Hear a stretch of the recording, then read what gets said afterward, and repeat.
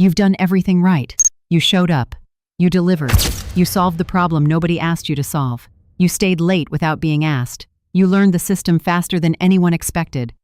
You become the person people call when something breaks, and you fix it every single time. And somewhere along the way, you started to believe that this was the path. That if you kept being this good, something would eventually shift.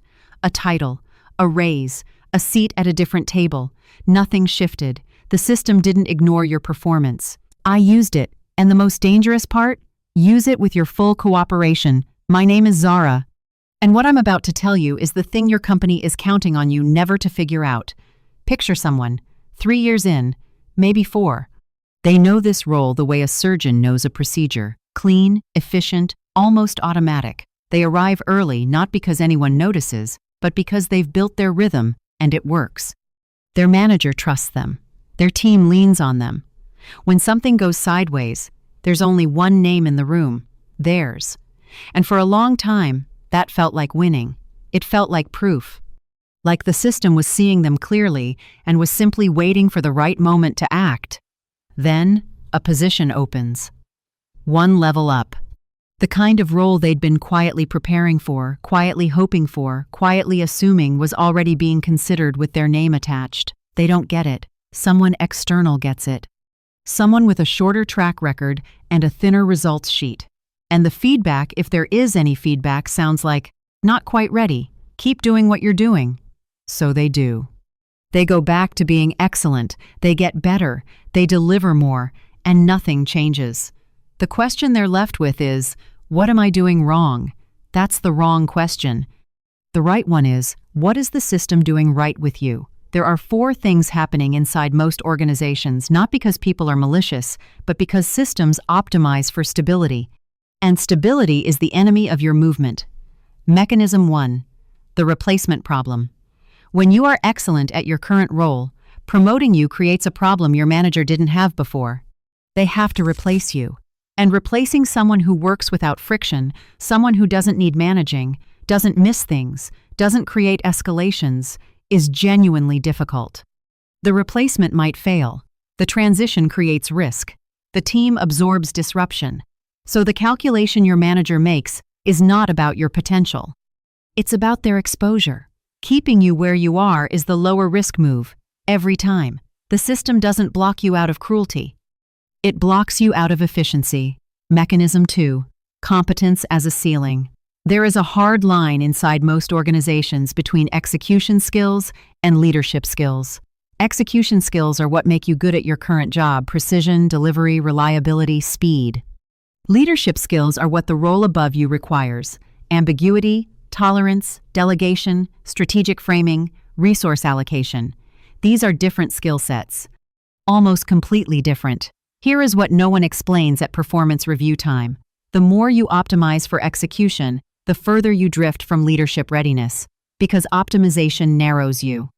It makes you faster at what you already know. But the role above you doesn't want someone fast at the old thing. It wants someone ready for the new one. Competence is not a ladder. It is a room. And the better you get inside that room, the more the walls close in. Mechanism 3. Label calcification. Organizations decide who you are faster than you think, not in writing. Not in any document you'll ever see. In the way people talk about you in the meetings you are not in. You become the deliverable person, the escalation handler, the one who owns the process. And once that language settles around your name, it becomes load-bearing. People build their assumptions on top of it. Your manager plans around it. And when a new opportunity comes up, the first filter is, who has bandwidth? Who is ready? Who fits the shape of this? And the shape they see for you is the shape of where you already are. Being known for what you do becomes a wall between you and what you could do. Mechanism 4. Silence reads as satisfaction. This one is quiet and it is brutal. When you put your head down and produce clean results without complaint, without declared ambition, without making your goals visible, the organization fills in the blank. And it always fills it in the same way. They're happy here. They're settled. There's no urgency to move them. Your silence was not humble. It was misread. Promotion decisions do not happen in performance reviews. They happen in succession conversations in rooms where someone says a name and everyone either nods or asks a question. If no one has heard your name in the context of growth, your name won't arrive naturally in those rooms. The system does not promote merit. It promotes narrative. And if you're not building yours, someone else is building it for you, and they're not building it toward the role you want. Here is what makes this worse. The longer you stay excellent and invisible, the harder it becomes to leave because now you're the institutional memory. You're the person who knows where things break and why. You're the one the new hire is sent to. You're the one onboarding materials that quietly assume exist. And that knowledge feels like security. It feels like leverage. It isn't. It is the heaviest chain in the building. Because now, the organization has a second reason to keep you exactly where you are. Not just because replacing you is hard, but because losing you is expensive. And organizations do not promote people who are expensive to lose. They negotiate with them. They retain them. They keep them comfortable. There's a name for this. It's not a title. It's a function. The indispensable trap. The more indispensable you become at this level, the more the ceiling drops. And here is the hardest line in all of this, the one that lands differently the older you get.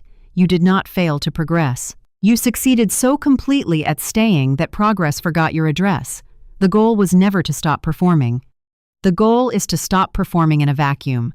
There is a fundamental difference between doing excellent work and being known as someone doing excellent work. One fills your job description, the other fills a narrative. And only one of those gets you moved. Here is what actually changes the equation. Move 1. Make your ceiling visible, not in a demand, not in a complaint. In a direct, calm conversation with your manager where you name the role you're building toward and ask specifically, what would ready look like from where you sit? This does two things. It shifts you from someone who produces results to someone with a declared trajectory, and it creates a reference point your manager now has to respond to. Every quarter you return to that conversation. You are not letting it be forgotten. Move 2. Build visibility one level above your manager. The decisions about your career are rarely made by the person you report to. They are made by the person above them, in conversations your manager may not even be fully present for. Find a legitimate reason to be in that person's awareness, a cross-functional project, a presentation, a problem that extends beyond your team, not to impress, to exist. Because in those succession rooms, the question is simply, who comes to mind? You need to be in the mind of the person with the authority. Move 3. Deliberately become less excellent at your current role, not by slacking, by reallocation. Take 15 to 20% of the energy you pour into execution perfection and redirect it toward the skills the next role requires: strategic thinking, influencing without authority, managing ambiguity, building beyond your remit. You will feel the discomfort of being slightly less polished at the thing you've mastered. That discomfort is not a warning. That discomfort is proof that you are moving. Most people never get told this. They spend years building something real reliability, real skill, real results, and they are confused when it doesn't translate into what they assumed it would. Not because they were wrong to build it, but because they were never told the rules change above a certain floor. At the base of any organization, performance is the currency. You get paid for what you produce. You are valued for what you deliver. But above a certain level, the currency shifts.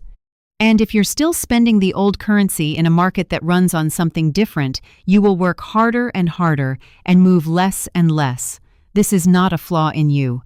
It is a flaw in how the game gets handed to people. You were given half a rulebook and told to win a full game. Now you have the rest of it. What you do with it, that part is yours. Thank you for watching.